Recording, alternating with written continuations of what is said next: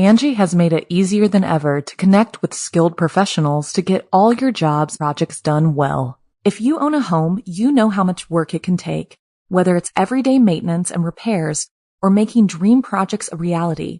It can be hard just to know where to start, but now all you need to do is Angie that and find a skilled local pro who will deliver the quality and expertise you need. Angie has over 20 years of home service experience, and they've combined it with new tools to simplify the whole process.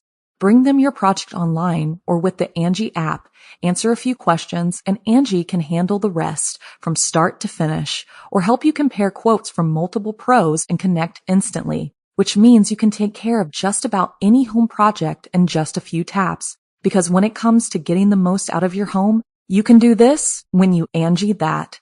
Download the free Angie mobile app today or visit Angie.com. That's ANGI.com. A Collegiate Conspiracy. I'm Jason Horton. I'm Rebecca Lieb. And this is Ghost Town.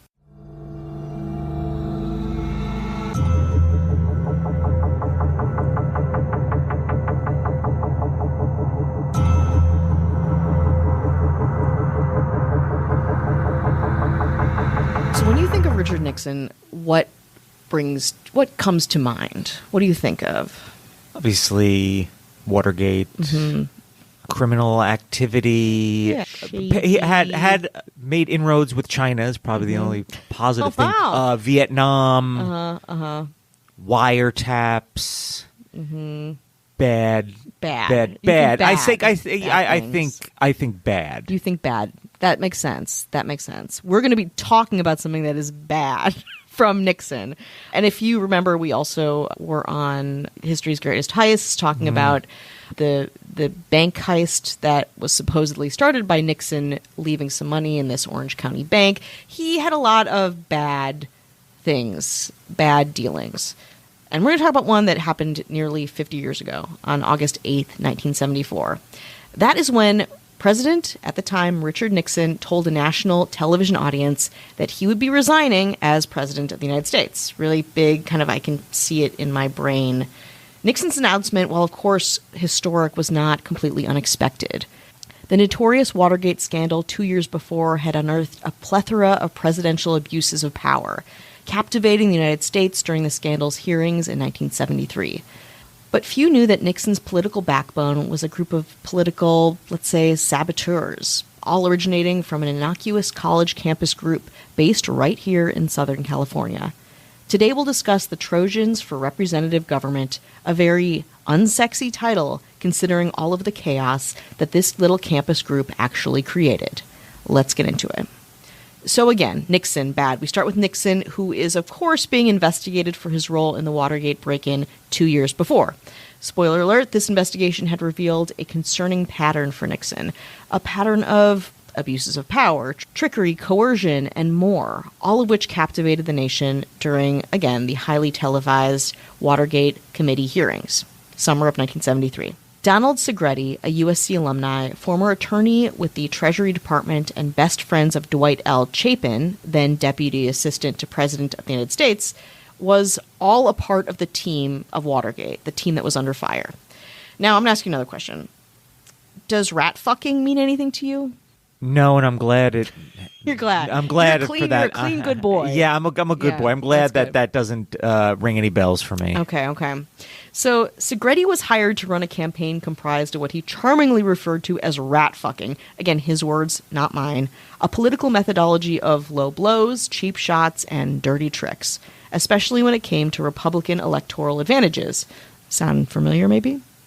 You might know the term from the famed book and movie by Bob Woodward and Carl Bernstein, All the President's Men, from 1974, chronicling their reporting of the Watergate scandal. And of course, it's not at all relevant to our political climate today. Part of the Watergate trial was a testimony by Segretti on October 3rd, 1973, where he admitted to administering some severely fucked up political tricks, including espionage, dissemination of false information on behalf of Nixon's campaign, creating fake committees, and printing straight-up propaganda, all to foil the campaigns of Democratic adversaries. Cool, right? Segretti's most evil shit occurred not only during Watergate, but during his overarching participation and tenure on Nixon's re-election committee, appropriately named the Committee to Re-elect the President, or for short, CREEP, because of course. I know what you're thinking. How bad are we talking? Well, here's a good example. Segretti faked a letter by Edmund Muskie, the frontrunner for the Democratic presidential nominee, on his own letterhead, alleging that the U.S. Senator Henry Scoop Jackson, a fellow Democrat, had an illegitimate child with a 17-year-old girl. This was not true. Another letter, also on good old Muskie's letterhead, accused another senator, Hubert Humphrey, of sexual misconduct. Also not true. These, quote, Muskie letters, you may have heard of them, made Segretti not only a gigantically corrupt asshole, but enemy number one in D.C. at the time. So how did Segretti get this way? Complicated, but to learn the answer to that question, we have to rewind all the way back to his undergrad days at the University of Southern California, where he'd been part of a little college political club known as Trojans for Representative Government, a group that, in time, would produce the fine, upstanding Nixon staffers who had such hits as Watergate and the Muskie letters. Go Trojans. Of course, presidential elections have always been, dirty, but these USC alums had their own particular brand of rat fuckery. Again, their words, not mine. It was lower than most political strategies at the time. This type of political maneuvering grew and thrived in Southern California, beginning way back in 1931. In 1931, one fraternity, Theta Nu Epsilon, dominated USC student politics without question, running campus politics with kind of an iron fist. This went on for 17 more years, with Theta Nu Epsilon, again, running things until 1948, when some other USC students formed a small but formidable opposition party, first called the Free Greeks and later renamed the Trojans for Representative Government. Their goal was to usurp Theta Nu Epsilon as the leading campus political organization by framing themselves as the voice for all students. They tried to draw a stark contrast with the workings of Theta Nu Epsilon by saying that they only served the Greek system and not the students at large. As the years went by, and for obvious reasons, Trojans for Representative Government became an anti-establishment party, one that used tricks to get whatever results aligned with their strategies and goals. This meant that Theta Nu Epsilon, who were of course no saints themselves, also had to step up their underhanded political game themselves.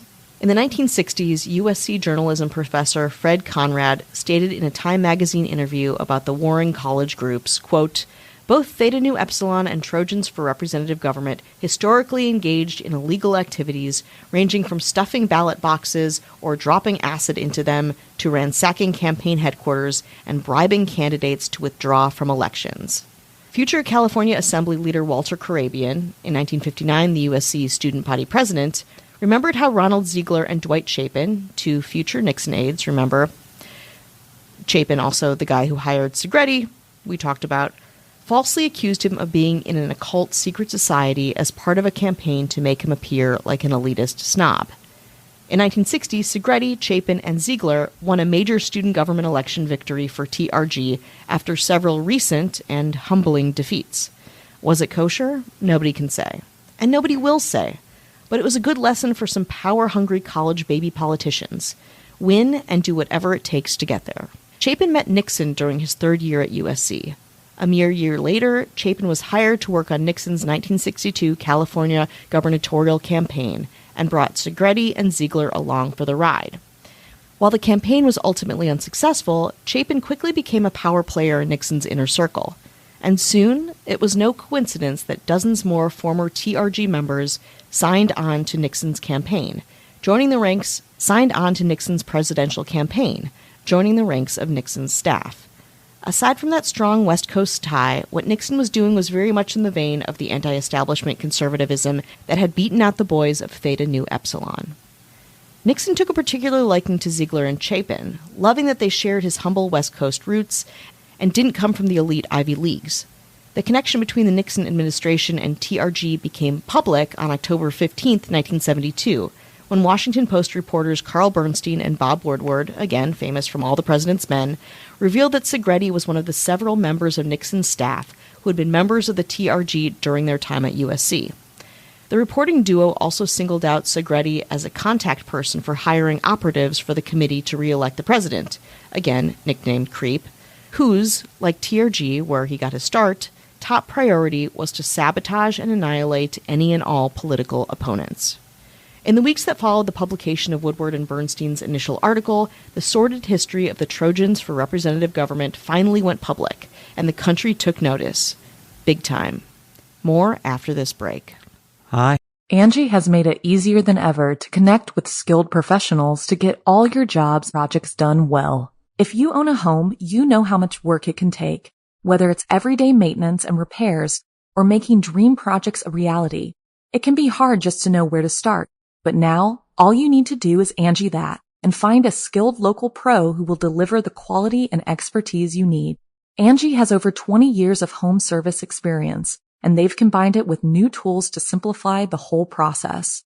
Bring them your project online or with the Angie app, answer a few questions, and Angie can handle the rest from start to finish or help you compare quotes from multiple pros and connect instantly, which means you can take care of just about any home project in just a few taps. Because when it comes to getting the most out of your home, you can do this when you Angie that. Download the free Angie mobile app today or visit Angie.com. That's ANGI.com. Crime Door TV is now a podcast. I'm your host, Sydney Schofield. Join us as we dive deeper into the world of true crime and go one-on-one with legal analysts. There is a presumption of innocence. There really does have to be some factual evidence. Your exclusive interviews with families of victims. When my daughter was kidnapped and we found out the truth, I couldn't imagine that anybody could feel as awful as I felt. And get an inside perspective from the experts closest to the cases. I really appreciate platforms like this that are there for the victims and to give them a voice. Listen now to the Crime Door TV podcast, your home for true crime analysis. Hello, how are you? Hello. How are you doing? How you doing out there? We're checking in. This is the check-in. And this is where you're checking out. Check in, check out, whatever you want. Just roll on through. Well, I don't know, you guys.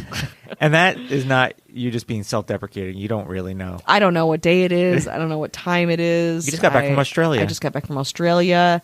And I'm here now in Los Angeles. So, world traveler, glamorous? Absolutely.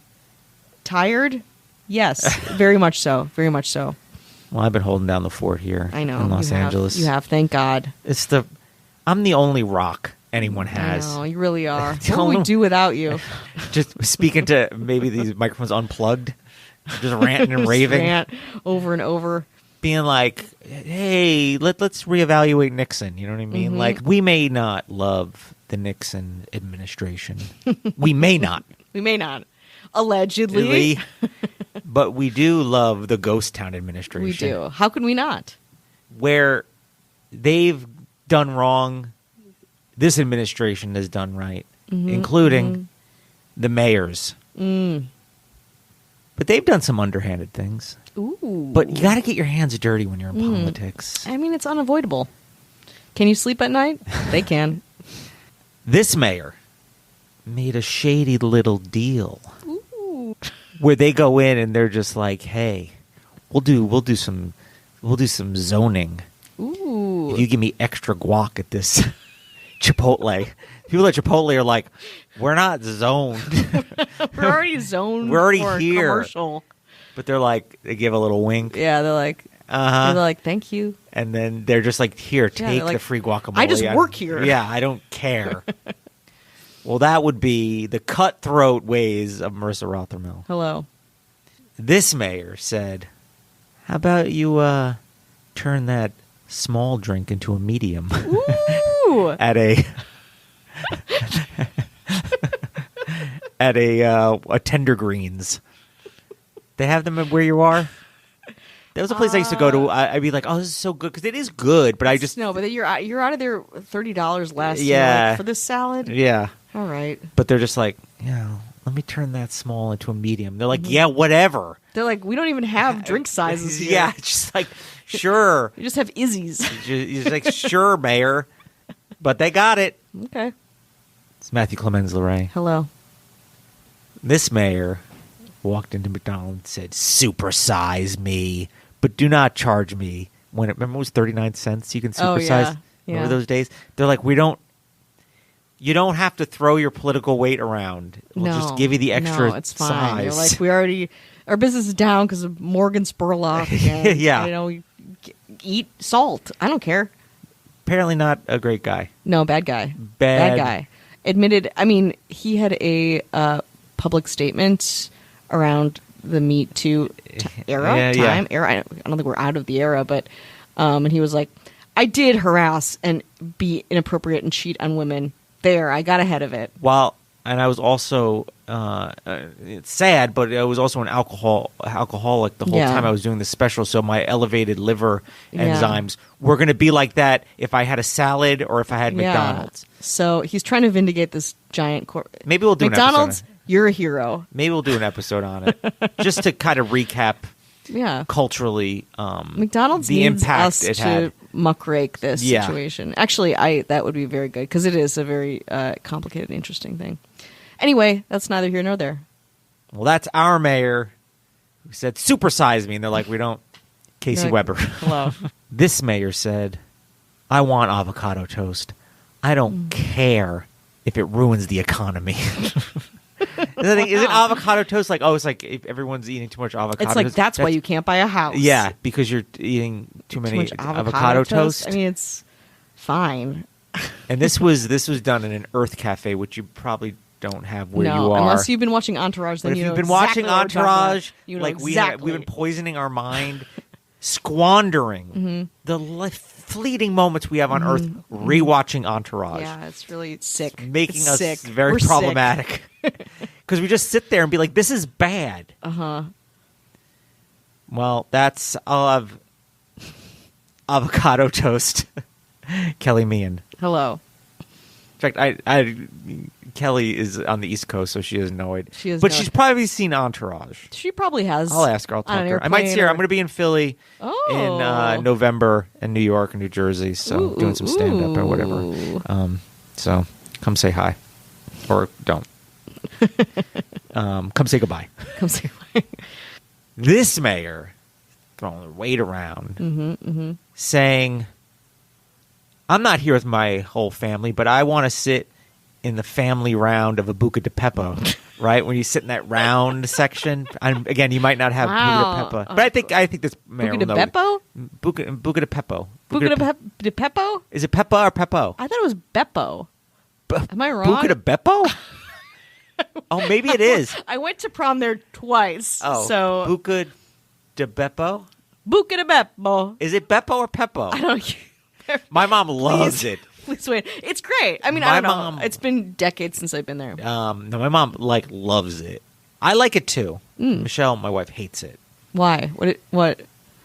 She doesn't like garbage. She grew up she's a she grew up in foodie. LA. Yeah, she grew up in LA, like eating Yeah. at like nice places, and we've traveled can't. and I eaten at know. night, like Michelin star restaurants. Yeah. But I'm like, my family. No, feed me trash. When we went to Italy for my sister got married in Rome, we went to the Hard Rock Cafe in Rome 3 times in like 4 days. Well, That's where our family. I love that. I don't even know what they serve. Their burgers. What's at a Hard Rock? Yeah, French fries. French fries. Wings. Well, this mayor said, I want to sit in that big round. I don't have a family, but I want to sit there with my 2 friends. And I'll shut this place down. They're like, you won't. Yeah, but they're like, don't worry. We will have a water and an app to share. It's Cat Roselle. Hello.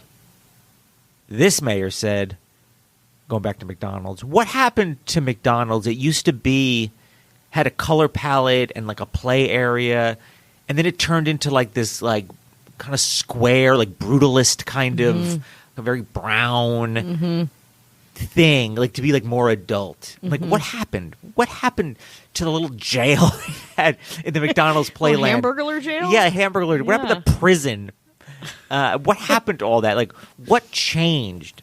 I mean, we know that you could talk about how McDonald's was like, we want to not like we don't need to appeal to kids anymore. We want to appeal to like adults where you can get like a coffee, a place that adults could go and chat. Like we want to compete with like the Starbucks and other places, and the food never changed. No, but they realize is like, we don't need to sell to kids anymore. No, that's at least my thought of why they. And I guess you have to adapt, and it's obviously it's probably working. But this mayor said, What the hell? Get out No. Mayor McCheese, another mayor to mayor. They're like, Mayor McCheese is in a scandal. Yeah, exactly. Mayor McCheese is dead. Yeah. Assassinated. Assassinated. Yeah, exactly. Well, allegedly. Allegedly. Well, that would be our mayor, Ashley Matson. Hello. And then our governor. All these things behind it all. She's like, what can I shut down? What can I close up? What can I amp up? What kind of prices can I raise? Yeah. What can I do? What corners can I cut? What place can I turn into a sweatshop? And people will do it in a She's very nice, though. She's very nice and is an artist. But in this world, we've stern created taskmaster. I mean, we've created like the She's our god and we worship her. Yeah, I mean, it's just like, Yeah. we really created this Don't narrative. say her name in vain. Yeah, you know her. You fear her. Our governor, Avian Noble. If you want no ads, no chit chat, bonus episode, 7 days free. Working on a bonus episode right now. Hello to any new patrons that we've had some new patrons come in. Our pal at Swindled gave a little shout out on their Patreon, and we want to shout out Swindled's, one of our favorite podcasts. Concerned citizen. Yeah, Himself. Concerned citizen, which we met. Well, yeah, he's very cool. Identity is secret. Yeah, we can't say. But we don't also know. We also know. we also can't say. Yeah. He didn't show me his license or anything. No, but yeah. You know. But head on over to patreon.com/ghosttownpod. Let's get back to 1972, though. I wasn't even born yet. You weren't even. That's how I like that this is one. It's like I wasn't wild. even born yet. That's why you like the ones where you're not born yet. Yeah. Ooh, I'm so young. I know. Just a baby. So in the wake of the Watergate scandal, several California newspapers covered the shady history of Trojans for representative government and its connection to the GOP, including the Los Angeles Times. It was then that the Times interviewed our old friend, USC journalism professor Fred Coonrat, who had been the professorial advisor of USC's student newspaper, the Daily Trojan, since 1948. He told the Times that the USC student government elections had long mirrored the tactics now made known by the Nixon administration. In his own words, he told reporters, quote, "Every year at USC is a Watergate." Of course, the LA Times pieces put Trojans for representative government in the national spotlight, and America learned just how systemic Nixon's shady political ties ran. Because of this, TRG eventually disbanded at USC and kind of informally in the world, but their legacy and tactics live on. How, you might ask? In men like Roger Ailes, the one-time Nixon strategist who went on to found Fox News, using a TRG strategy called the orchestra pit theory. You will probably know this theory as it's used around us every day. The theory is that shocking headlines garner more attention. Not brain science, but again, something that was not used really up until this point as... Then there's Lee Atwater, another TRG alum who ran George H.W. Bush's 1988 campaign, which famously tied Democratic candidate Michael Dukakis to a, quote, subversive organization known as the ACLU. More famously, according to the Time piece on TRG, quote, Atwater viciously scapegoated Dukakis for the actions of convicted murderer William Horton, setting a damaging precedent for race baiting in American politics. While a political group separate from the Bush campaign ran the famous weekend passes and featured Horton's mugshot, Atwater capitalized on its success to skewer Dukakis on the crime. And now we get to 2016. Roger Stone, an associate working on the Trump campaign, actually broke into politics as a moderate liberal, one who always knew he had to spin the truth to get what he wanted. Quote, I remember going through the cafeteria line and telling every kid that Nixon was in favor of school on Saturdays. It was my first political trick. Eventually, and kind of ironically, he began working as a very young intern on Nixon's staff, although he refused to identify with the USC mafia of Segretti and Chapin. And he actually didn't go to USC, but George Washington University. But he didn't have to align with them. He used all their old tricks that he soaked in as a young 20-year-old, brought to fruition as a Trump casino lobbyist, and eventually on the Trump campaign. It all came to a head on January 25th, 2019, in a pre-drawn raid by 29 FBI agents acting on both an arrest warrant and a search warrant at his Fort Lauderdale, Florida home. Stone was arrested on 7 criminal charges of an indictment in the Mueller investigation, 1 count of obstructing an official proceeding, 5 counts of false statements, and 1 count of witness tampering. The The judge requested that Stone be sentenced to 7 to 9 years in prison for his crimes, but after Trump got involved, he was sentenced to 40 months in federal prison and a $20,000 fine, and eventually Trump commuted his prison time to 0 months, a couple days before he was set to be incarcerated. The story of Trojans for representative government provided a historical grounding for the dirty election tactics we live with today. Although TRG was a relatively short-lived political group, considering, the legacy as the boys behind Watergate, the USC Mafia ratfuckers, and Nixon's henchmen of course live on, in ways we still see, unfortunately, nearly every day.